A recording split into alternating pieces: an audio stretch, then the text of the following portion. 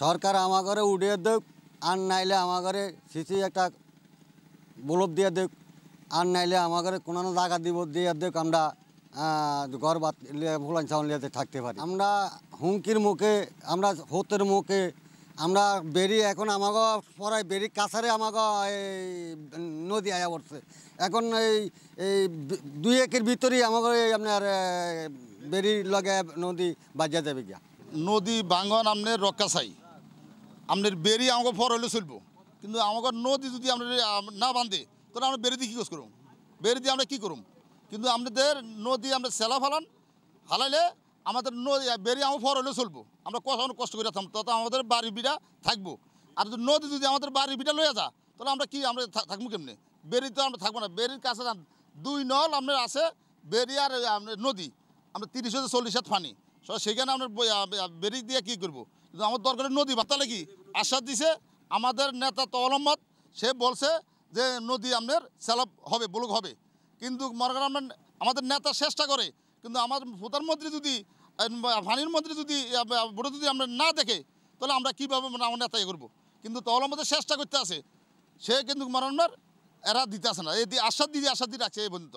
আমাদের আশ্বাস দিচ্ছে আরো 1.5 বছর আগে আমাদের এনে চিচি ব্লক দিব, তাতে কোনো চিচি ব্লক দিতেছে না। আশা এইভাবে যাইতেছে, আমাদের কাছেও নদী আয়া পড়ছে এবং পানির ডাকের চলে আমরা রাত্রে ঘুম যাইতে পারি না। আর আমরা যেন এরকম তৌফিক নাই যেন আমরা কতটুকু কিনি এখানে বাসা করুম বা এখান দোসাল এখান গড় উঠাম, আমাদের এই তৌফিক নাই। আমরা এই আবেদনটা জানাই আমাদের প্রধানমন্ত্রী শেখ হাসিনার কাছে যে আমাকে কাজটা দ্রুতভাবে কীভাবে করতে পারে। আমরা এই আবেদন আমাদের প্রধানমন্ত্রীর কাছে আমরা আবেদন করি।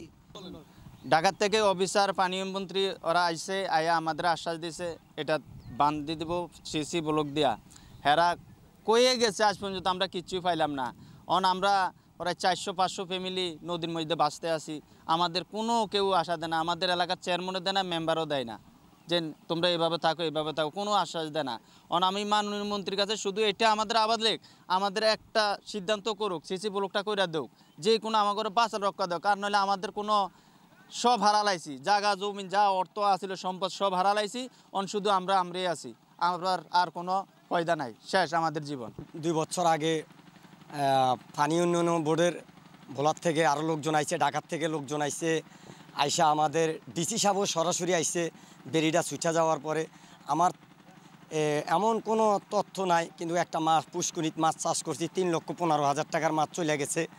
আমি দেনা পেনা হয়ে অনেক অসহায়ের ভিতরে পড়ে গেছি। অনেক দূরে আছিল আমাদের নদী, ধারে বাসা বাড়ি কাছে চলে আইছে, 70-75 হাত পানি গভীরতা।